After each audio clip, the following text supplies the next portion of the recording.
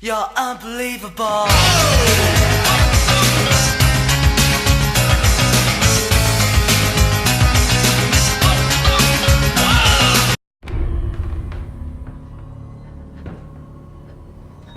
There's a place rage deep in the woods, beyond the pet cemetery. It brings things back. Are you happy, Mommy?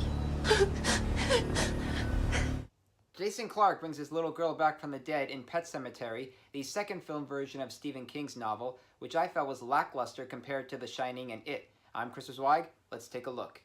As the film begins, a family headed by Jason Clarke and Amy Seimetz relocate from Boston and Ludlow, Maine, where they're introduced to a sacred ritual involving pets being resurrected from the dead. John Lithgow gives the best performance in this movie as their new neighbor, who gives the father a brief education about this process.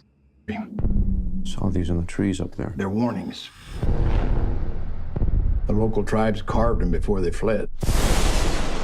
They feared that place. There's something up there.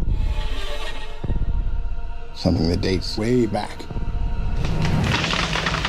Those woods belong to something else. They bring his family's dead cat back to life, but the feline becomes demonized, and when his daughter gets slaughtered by a truck, out of desperation he buries her at the cemetery, unaware of the consequences that follow. I should never have shown you that place.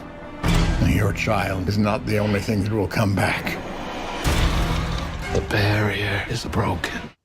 Despite the performances, cinematography, and art direction, this version of Pet Sematary is less than perfect. It isn't scary, it isn't thought-provoking, it isn't memorable, and once we get to this Pet Sematary, we realize that if we bury dead children, they come back as demonized brats who blame people for the deaths of their loved ones, and that gets aggravating.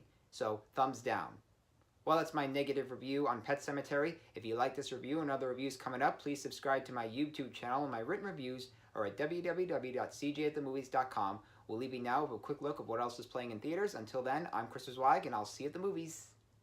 I caught an early look at the DC comedy Shazam and gave it a positive review thanks to Zachary Levi. I also enjoyed Dumbo for Tim Burton's ability to understand outsiders, and I was at the edge of my seat for the international thriller Hotel Mumbai. They're all playing in theaters.